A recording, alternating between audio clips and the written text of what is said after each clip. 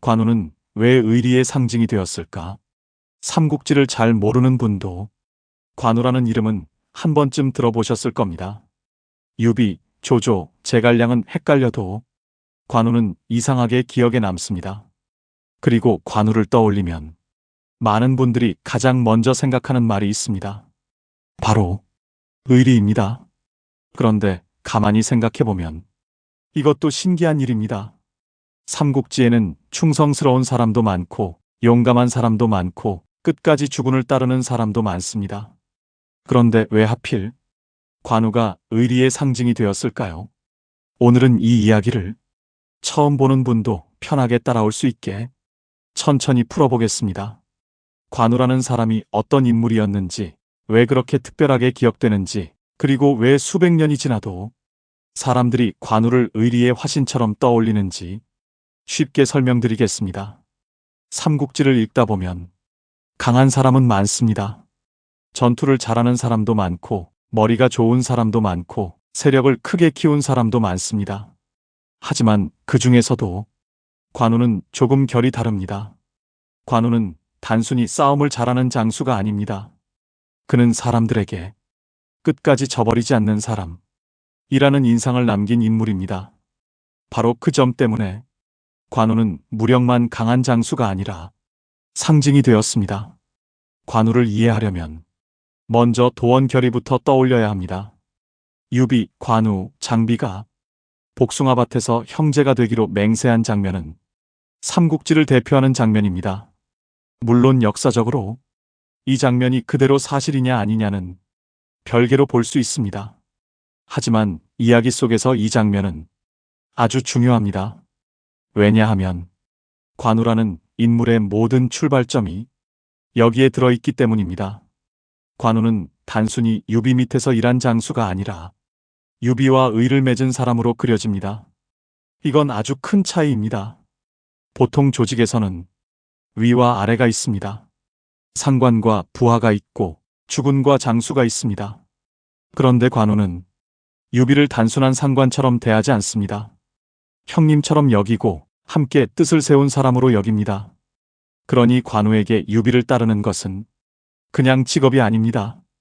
약속이고 관계이고 자기 존재의 이유가 되는 겁니다. 이게 관우를 특별하게 만듭니다. 사람은 누구나 불리한 상황에서는 흔들리기 쉽습니다. 먹고 살 길이 막막해지면 생각이 바뀌고 더 강한 쪽으로 마음이 기울 수 있습니다. 그런데 관우는 그런 흔들림 앞에서도 쉽게 자기 선을 넘지 않는 사람으로 보입니다.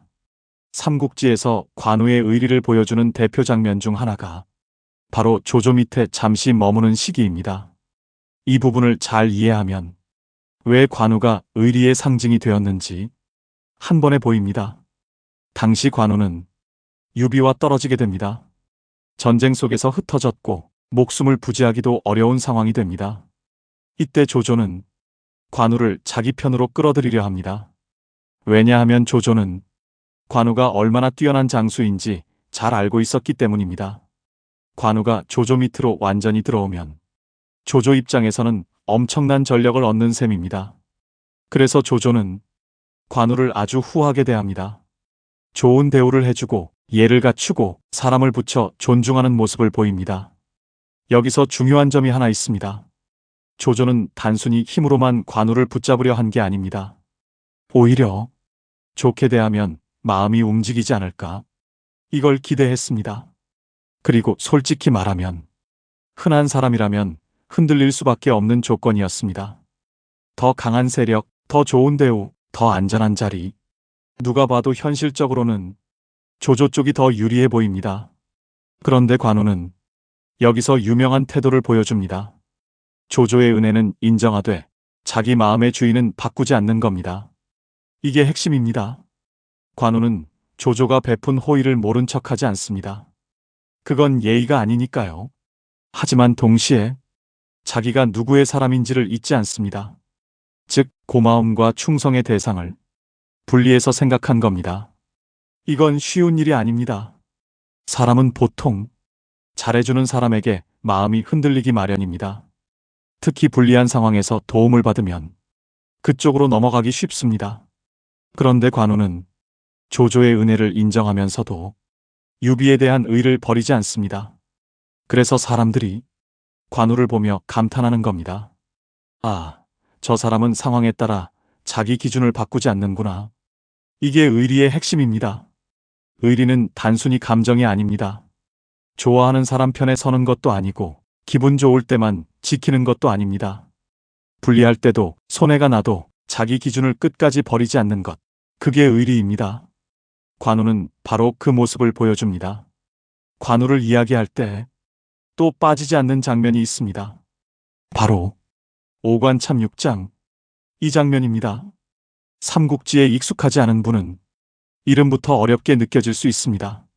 아주 쉽게 말하면 관우가 유비를 찾아가기 위해 여러 관문을 지나며 가로막는 장수들을 뚫고 가는 이야기입니다.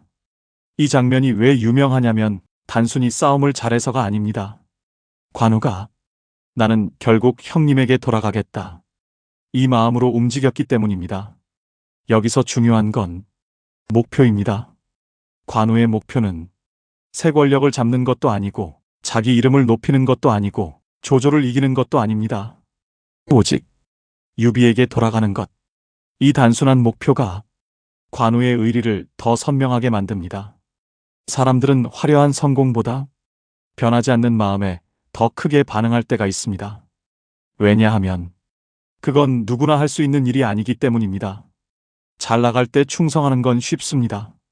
하지만 흔들릴 때, 멀어졌을 때, 잠시 다른 길에 서게 되었을 때도 마음을 바꾸지 않는 건 어렵습니다. 관우는 바로 그 어려운 쪽을 택한 사람으로 기억됩니다. 그래서 관우의 무용보다 관우의 태도가 더 오래 남습니다. 그 다음으로 꼭 봐야 할 장면은 화용도입니다. 이 장면도 관우라는 인물을 상징적으로 보여줍니다. 척벽대전 이후 조조가 패하고 도망치는 길목에서 관우가 조조를 만나는 장면입니다. 관우는 조조에게 은혜를 입은 적이 있습니다. 그리고 그 은혜를 마음속에 기억하고 있었습니다. 그래서 화용도에서 관우는 조조를 놓아줍니다. 이 장면을 두고 평가는 갈립니다. 어떤 사람은 관우답다라고 말하고 어떤 사람은 너무 감정적이다라고 말합니다. 둘 다 일리가 있습니다. 조직 운영 관점에서 보면 관우의 판단은 위험할 수 있습니다. 하지만 이야기 속 인물로 보면 관우는 자기 원칙을 따른 겁니다. 자기 목숨을 살려준 은혜를 완전히 외면할 수 없었던 겁니다. 여기서 관우의 복잡함이 드러납니다. 관우는 단순히 유비만 생각하는 기계적인 인물이 아닙니다. 자기가 받은 은혜도 기억하고 자기 기준의 옳고 그름도 따지고 그 안에서 결정을 합니다.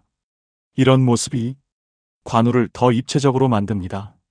그리고 사람들은 이런 모순 속에서도 끝까지 자기 선을 지키려는 사람에게 오히려 더 강하게 끌립니다. 관우는 완벽한 인간이라기보다 자기 기준을 끝까지 밀고 가는 인간입니다.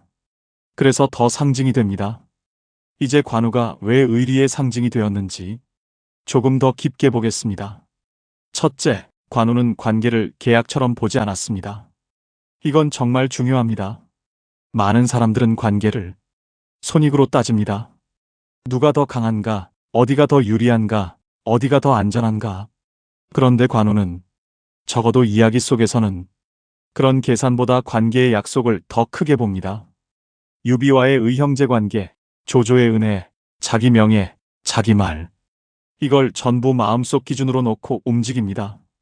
이런 사람은 현실적으로 답답해 보일 수는 있어도 상징이 되기 쉽습니다. 왜냐하면 세상에는 계산 잘하는 사람은 많아도 기준을 끝까지 지키는 사람은 드물기 때문입니다. 둘째, 관우는 강한데도 흔들리지 않는 사람으로 보입니다. 약한 사람이 약속을 지키면 안쓰럽게 보이지만 강한 사람이 약속을 지키면 존경을 받습니다. 관우는 기본적으로 강한 인물입니다. 싸움도 잘하고 장수로서 존재감도 크고 누가 봐도 쉽게 무시할 수 없는 사람입니다. 그런 강한 사람이 힘을 믿고 마음을 바꾸는 게 아니라 오히려 힘이 있어도 자기 선을 지키는 모습. 이게 사람들에게 아주 큰 인상을 줍니다. 셋째, 관우는 말보다 행동으로 보여준 인물입니다. 말로 의리, 충성, 신의를 외치는 사람은 많습니다. 그런데 관우는 계속 행동으로 증명합니다. 유비를 찾아 돌아가고 은혜를 잊지 않고 적 앞에서도 쉽게 고개 숙이지 않고 결국 자기 방식으로 끝까지 갑니다. 사람들은 말을 오래 기억하지 않습니다. 행동을 기억합니다. 그래서 관우는 설명보다 이미지가 강합니다. 긴 수염, 무거운 눈빛, 묵직한 태도, 칼 하나에 실린 존재감.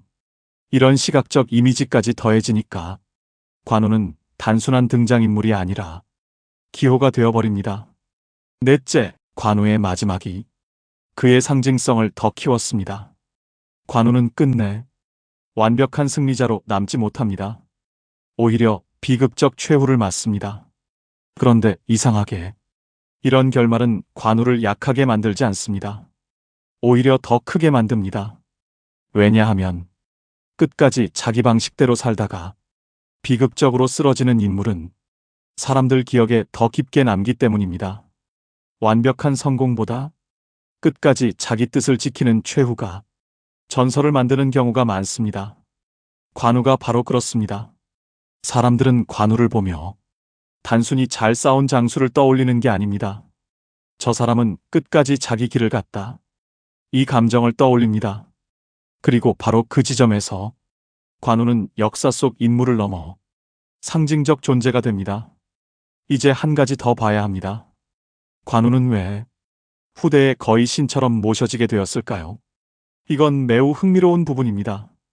보통 장수는 전쟁 이야기 속에 남습니다. 하지만 관우는 전쟁 이야기 바깥으로 나옵니다. 상인들도 관우를 찾고 무인들도 관우를 찾고 심지어 일반 백성들 사이에서도 관우는 특별한 존재가 됩니다. 이유는 간단합니다. 관우는 누구나 바라고는 있지만 아무나 실천하지 못하는 가치를 상징했기 때문입니다. 바로 신의 충성, 의리입니다. 사람들은 강한 사람을 부러워하기도 하지만 믿을 수 있는 사람을 더 그리워합니다. 그리고 관우는 믿을 수 있는 사람의 상징으로 굳어집니다. 그래서 시간이 갈수록 관우는 단순한 장수가 아니라 의로움의 상징, 신의의 상징, 충절의 상징이 됩니다. 이건 단순히 삼국지 소설의 힘만은 아닙니다.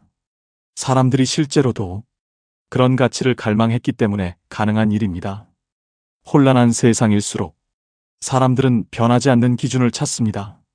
관우는 바로 그 기준처럼 보였던 인물입니다. 물론 관우를 무조건 이상화할 필요는 없습니다. 관우는 자존심이 강했고 때로는 너무 고집스러웠고 인간관계에서 부드럽지 못한 면도 있었습니다. 그래서 실수도 하고 적을 만들기도 하고 결국 비극으로 향하는 길을 스스로 넓히는 면도 있습니다. 이 점은 아주 중요합니다. 관우는 완벽해서 상징이 된 게 아닙니다. 오히려 부족한 점도 분명한데 그럼에도 흔들리지 않는 핵심이 있었기 때문에 상징이 된 겁니다. 사람들은 완벽한 사람보다 핵심이 분명한 사람을 더 기억합니다. 관우는 성격의 거칠음도 있고 융통성 부족도 있고 강한 자존심도 있습니다. 하지만 동시에 의리를 배신하지 않는다는 중심이 있습니다. 그래서 사람들이 관우를 보면 좋아하든 싫어하든 한 가지는 인정하게 됩니다.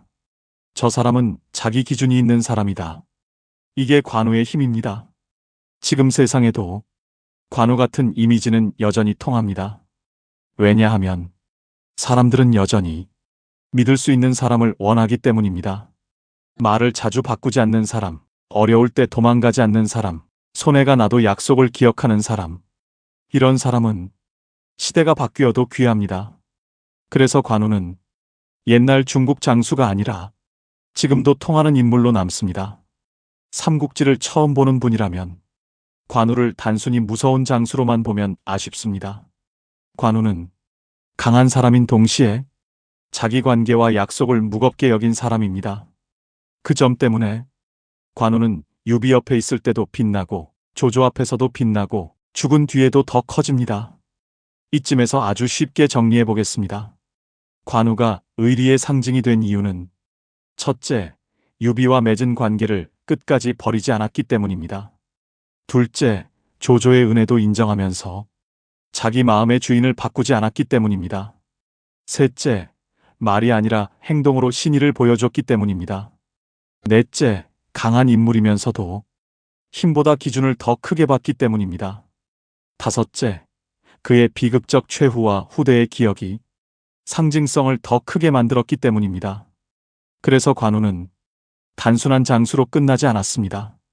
삼국지의 한 인물을 넘어 의리라는 말이 사람처럼 보인다면 그게 바로 관우가 된 겁니다. 오늘 내용을 마지막으로 한 번 더 정리하겠습니다. 관우는 왜 의리의 상징이 되었을까요? 그는 유비와의 약속을 가볍게 보지 않았고 조조의 호의 앞에서도 자기 중심을 잃지 않았고 행동으로 자신의 기준을 증명했고 끝까지 자기 방식대로 살았기 때문입니다. 사람들은 강한 사람을 기억합니다. 하지만 강하면서도 믿을 수 있는 사람은 더 오래 기억합니다. 관우가 바로 그런 인물입니다. 그래서 관우는 전쟁터의 장수가 아니라 의리의 이름으로 남았습니다. 오늘은 여기까지입니다. 삼국지 기초 3편, 이제 관우가 왜 특별한 인물인지 조금 더 선명하게 보이시죠? 다음 4편에서는 장비는 왜 거칠고 무서운데도 끝내 기억되는 인물이 되었는지 쉽고 길게 풀어보겠습니다.